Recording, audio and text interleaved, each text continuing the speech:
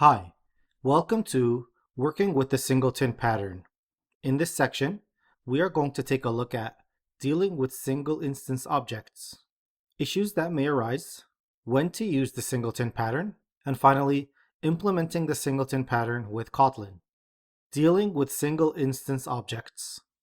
In this video, we are going to take a look at properties of a single instance object, why we would need a single instance object, and practical examples of a single instance object.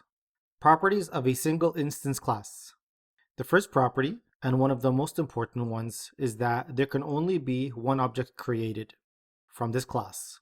Hence the name single instance class or single instance object. The second property is that the constructor needs to be private. The reason for that is so that if the constructor is private, it can only be invoked from within the class. If the constructor is protected or is public, it can be instantiated from outside of the class itself, hence allowing for other objects to create instances of this class, which would override the first property, which is that there can only be one object created. And the final property is that clients, meaning outside classes, can only get an instance of this class by using the static method className.get. Why we would need a single instance object. So the first and obvious reason is that whatever class we're creating, there can only be one of it.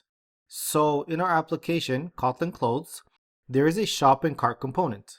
And of course, per user, there should only ever be one shopping cart because you're adding your outfits to a shopping cart, and then you're going to place an order or ship an order, whatever the case may be. So we don't ever really need more than one instance of a shopping cart. So for that reason, we're going to select the shopping cart to be the single instance class. This instance is shared throughout the app. So this sort of relates to the first one. However, it means that anywhere in the app that you are, you need to be able to access this single instance object. And for that reason, we make our get method static, and that allows us to use the get method from anywhere in the codebase. Finally, you can access the instance from anywhere in the app. So not only is it shared, but you can access it from anywhere. So you shouldn't have to go through any intermediary classes in order to get to this class. Some practical examples of where a single instance object would be appropriate.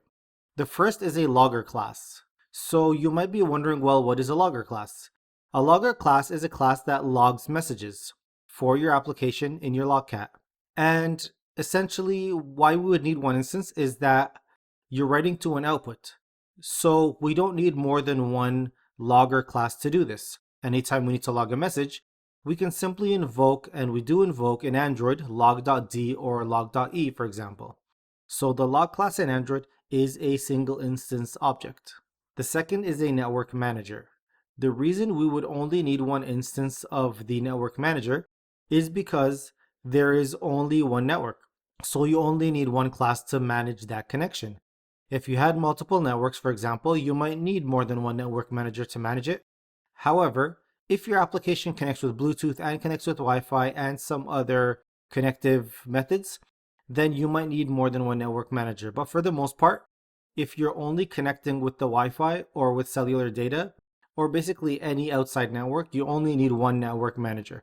You need to be able to say, invoke this API and get the callback for this API, etc., etc. And all of that needs to be done within one network manager. A util class. Util classes are typically classes that hold a bunch of static methods that are helpful and can be used anywhere in the application.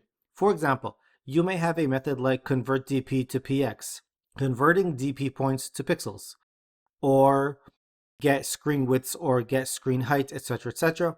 All of these methods are methods that are used in various classes throughout the application.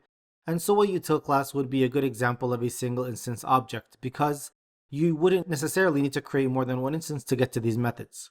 The final one, and the one we'll be looking at more closely in this section, is the shopping cart. As I mentioned before, you only need one instance of the shopping cart because the user will be adding and removing outfits from just one shopping cart.